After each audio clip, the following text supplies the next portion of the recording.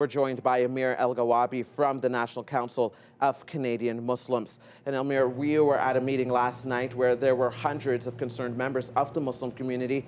What are you hearing from them? Right. Hello, Stefan. So, of course, there's still a lot of shock out in the community.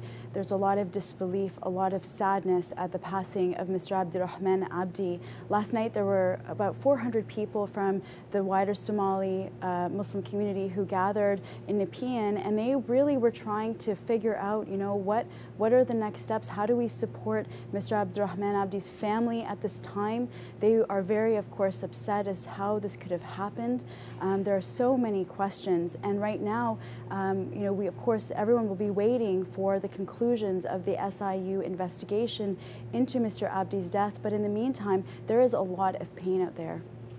With that being said, what does the council want to see from that investigation? What are they hoping the SIU will be able to tell them in terms of bringing closure? Well, as many people now are aware and have seen the videos of this tragic death, there are still so many questions unanswered. How all of this sort of played out. How is it possible that an unarmed, black, mentally ill man was, arrested, or there was an attempt to arrest him in broad daylight, and through that altercation, he is now dead. How can something like that happen? Those are very immediate questions that are being asked.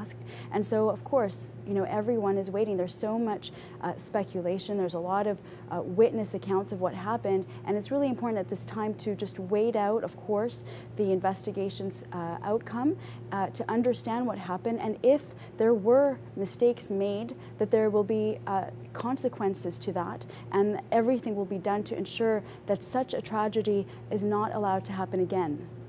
Race has become a central part of the conversation in this case. Many suggest that it should be more about excessive use of force. What are your thoughts on that?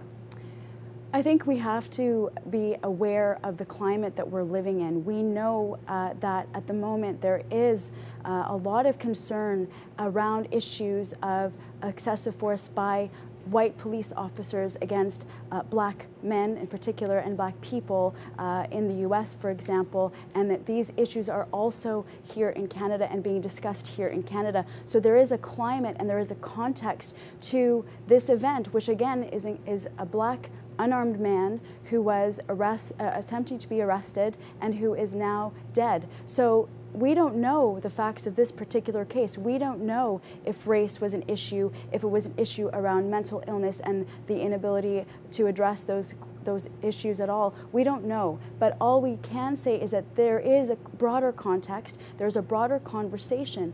Premier Kathleen Wynne recently spoke at a Black Lives Matter Toronto rally last spring, and she said, she believes there is systemic racism in our society. And so these are all part of the climate that this tragedy has occurred. So of course there are going to be questions about that and concerns raised. All right, Amira, thank you so much for your time this morning. Thank you, Stefan.